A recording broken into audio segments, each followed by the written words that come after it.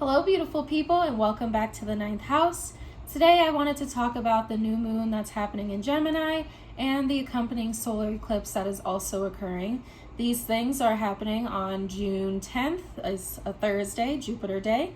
And so I kind of wanted to give a little bit of information about what new moons are, what we can expect during this new moon in Gemini, what we can expect with this solar eclipse, the kind of energies that surround both of these astrological events, and then afterward I was going to go into a tarot reading again to kind of get into the energy surrounding these events, to see what we can do with this energy, where our headspace needs to be, what we need to focus on, etc. So let's get right into it. If you see me looking down, I have my notes here just to make sure I don't forget anything important or leave anything out. New moons in general are a time of reflection, of rest, of reevaluation, of cleansing, beginning anew.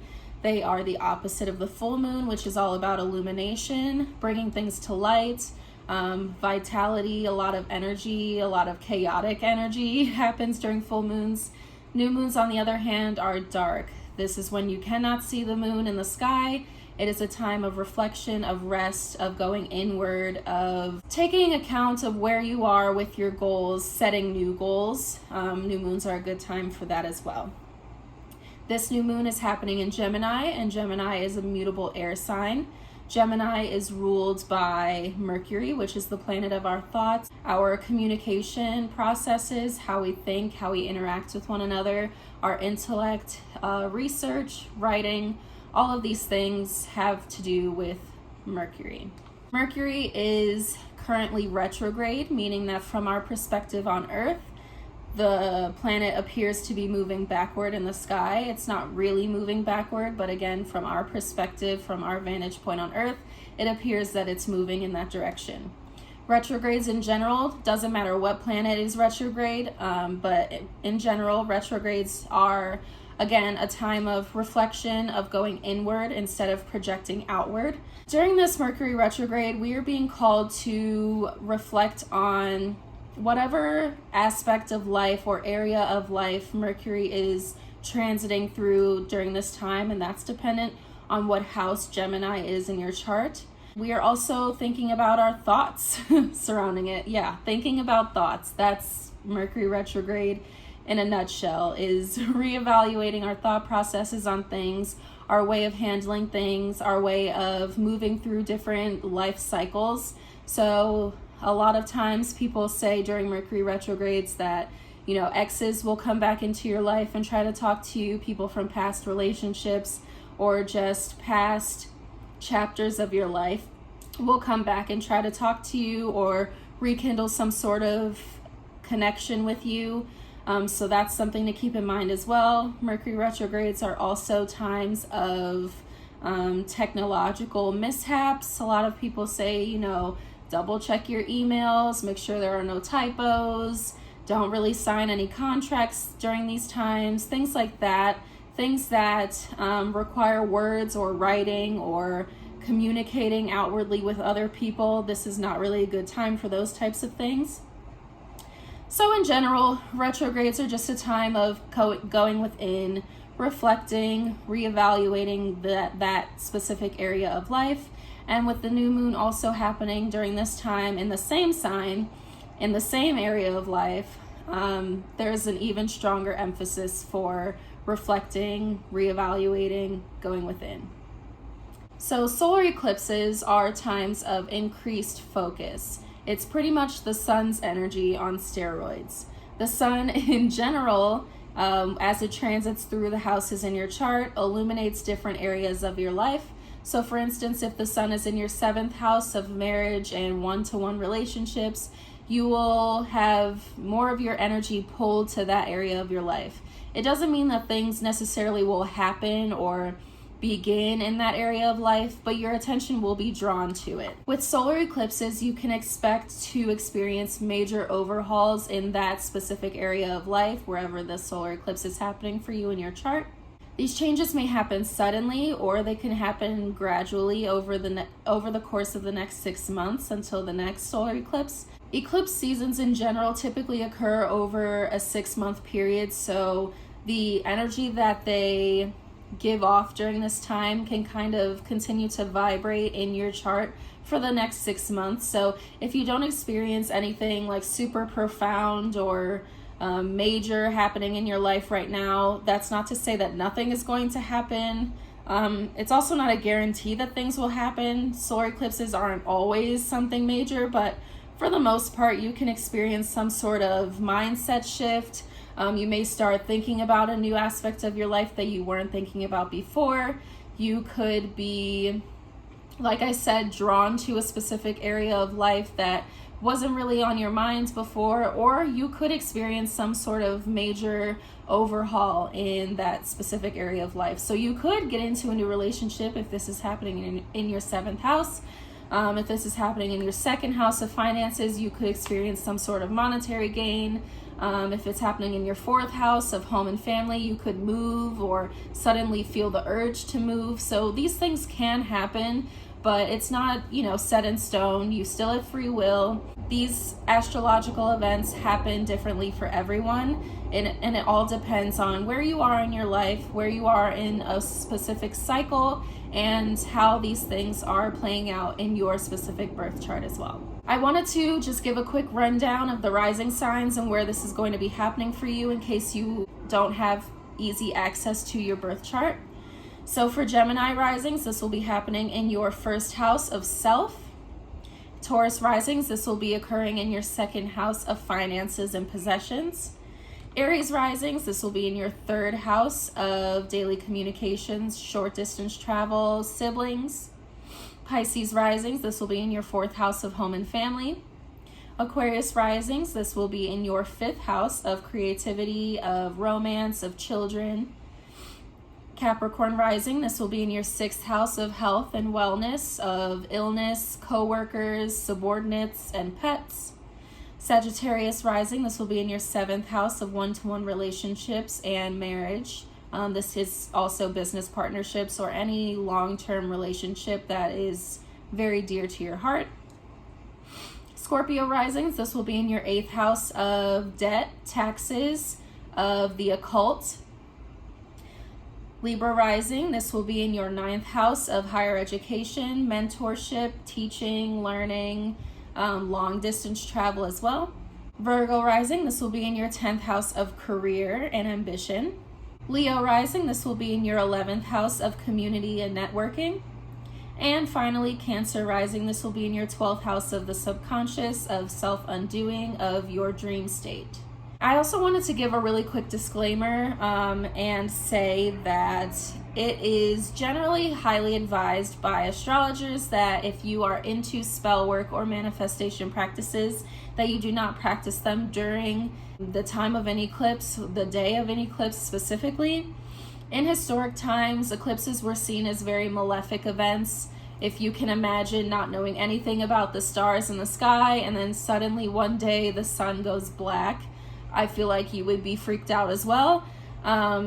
Eclipses, now that we know what they are, we do recognize that they kind of have a chaotic energy to them. So I'm not saying that you shouldn't practice any spell work or manifestation practices, but I would say to be very, very careful about what you say, how you say it, how you go about your spell work, how you go about your manifestations. Be as specific as possible because, like I said, solar eclipses specifically are very chaotic in nature. What you put out into the universe is not necessarily what you're going to get back. So it's a really tricky energy. So I would be very, very, very careful about any spell work or manifestation practices that you do during this time. Again, I'm not saying that you shouldn't do them or that you can't do them. You are your own person. You know your energy. You know what you can and cannot do. And you have free will to do whatever you please. But I would just advise you to be careful. That's all I'm saying. So with that, let's get into the tarot reading. What do we need to focus on during this time? What needs to be released at this time? Show me clearly, please.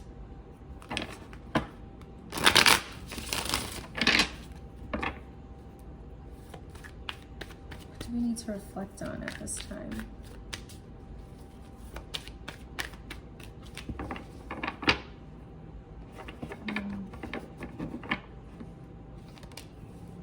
we have the Queen of Swords, the Eight of Swords, Six of Wands, the Moon, the Death card, the Seven of Cups, the Empress, and the Strength card. Wow.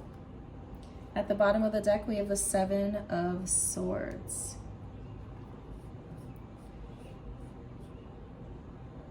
It goes without saying that during this eclipse season and this particular new moon, you're going to be experiencing some sort of major transformation involving your mental state, for lack of a better word. I do see that you're kind of feeling restricted with your mentality, with your thought processes specifically. But with the Eight of Swords, this is kind of a card to me of self-sabotage almost. You can see she has her arms tied behind her back, but the cloths, first of all, they're cloths that are tying her. It's not something super binding or restricting, but also they're very loose. It seems extremely easy for her to release herself, to remove the blindfold, to remove her arms from whatever restriction they're in, and to simply walk past these swords. They're not blocking her path forward. They're keeping her from moving backward into the past, which I'm getting the sense that something from your past is keeping you hostage, or you're feeling like a victim because of something from your past, but it's keeping you from moving forward. It's stopping you from progressing. You have the potential for something good to come in, for good thoughts to come in, for mental clarity, mental precision, being able to cut through all the BS in the world, to get to the core of who you are and what you want and how you want to accomplish things. But this Eight of Swords is kind of holding you back. Like I said, you have the capability, but I'm getting the sense that you are your own worst enemy right now. Let's see what this Eight of Swords is about. Where are you feeling restricted? Where are you feeling restricted? Maybe smothered is another good word. Stifled. Four of Pentacles. This is another card of restriction. I'm getting the sense that you are holding on too tight to past situations. You're holding on way too tight to things that do not serve you anymore, that do not promote your stability and your structure.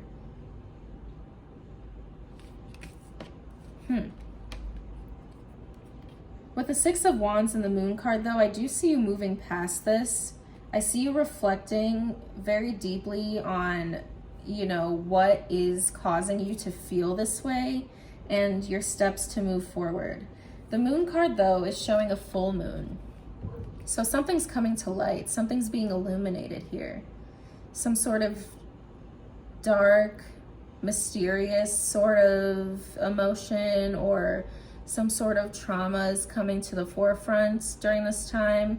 You may be bombarded with memories of the past, or maybe a person from the past can be coming back into your life, kind of rekindling some sort of mental blockage that is causing you more harm than good right now. There's a need to release the old with the Death card. Death to the old. End that cycle. And with ending this cycle, you'll see that you actually have way more options than you can even handle. You have way more methods of dealing with the world and your emotions and how you deal with situations and the experiences that you can embark on, the adventures you can go on. You have way more experiences than you even can handle. It's to the point where they're overwhelming. That's how many, options are available to you once you let go of this. There's something keeping you tied up, keeping you held back, stuck. We have the Magician and the Strength card again. So yeah, you have the tools you need to get this done. You know everything you need to know. And you have the strength to move forward. It's going to feel tough. It's going to maybe feel impossible. Like this is something that you cannot do on your own. But you can. You have the Strength card twice.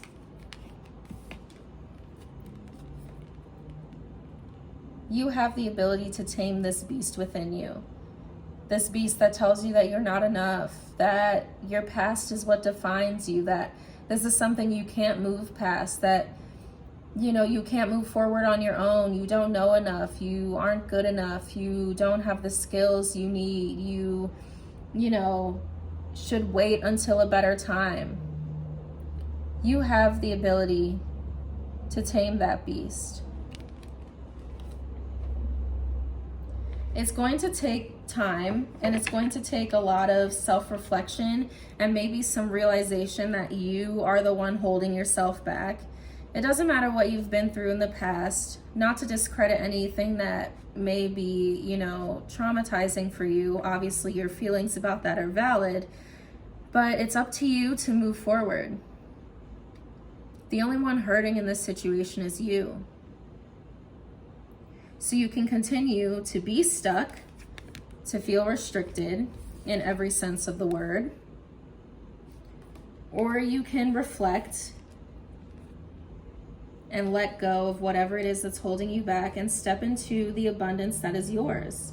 We have the Empress card here, which is literally the personification of abundance in this deck. She has pomegranates on her dress. She's pregnant with knowledge, with an actual baby. She is the mother of the tarot deck. She knows that she has everything within her to get what she wants in life. And she's okay with letting things happen and organically unfold. She's not about, you know, she's the Empress. She's not the Emperor. The Emperor is a go-getter. He's a doer. But she sits back. She lets what is meant for her come to her. And she embraces all parts of the process. Whether she feels restricted or whether she feels abundant doesn't necessarily matter. She trusts that where she is in the process is where she is meant to be. So although you may feel restricted or like you aren't where you want to be in life, or you feel stuck or stagnant, this is a time during this new moon and eclipse season to kind of evaluate what has made you feel that way in the first place. Recognize what those things are and then let them go. Let them fall away as they may. Don't try to force anything to happen. Don't try to, you know, manipulate it into working the way you want it to work. Let it fall away. Surrender it to the universe. It's not for you anymore. This is a time to step into a new cycle. Let the old things die away. Let new, incredible options come into your life. It's a very interesting reading. Let's pull one more Moonology card to get one piece of advice. What advice can we take away from this reading? What do we need to focus on during this time?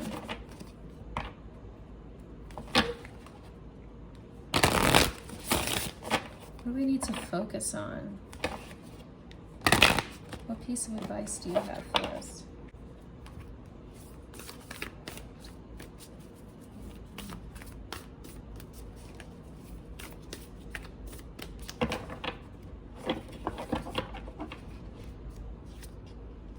Disseminating moon, take time to breathe out. Like I said, you're feeling restricted. It's like you're holding your breath. You're waiting for something to happen and nothing's really happening. Take time to breathe out. Let's read what it says. The intensity of the full moon has abated, and what are you left with? That's what this card is asking you. It suggests that the situation you're asking about has now peaked, and it's time for you to regroup and learn from your experiences rather than blindly forging ahead. Have faith that what is happening is for the best. Try to accept the way things are now, and give yourself and others time out to relax. Breathe. We can't be on all the time. If you feel you've hit an obstacle or even failed in some way, now's the time to reflect on how to do things differently next time. Be honest with yourself if you feel bad about your current situation, and then remind yourself that life goes on in cycles. The motto for this card is, I am where I am, and it's okay. Additional meanings for this card: you should know where you stand either now or very soon. You need to take some time out for your own good. It's time for you to share your wisdom and experience with someone else. Avoid falling into a slump. So that is the last piece of advice for you. I thank you so much for joining me today. If this reading resonated with you at all, please leave a comment down below, like this video, share it with a friend, and subscribe if you'd like to see more. I thank you so much for joining me, and I hope you have a lovely day. I'll see you in the next video.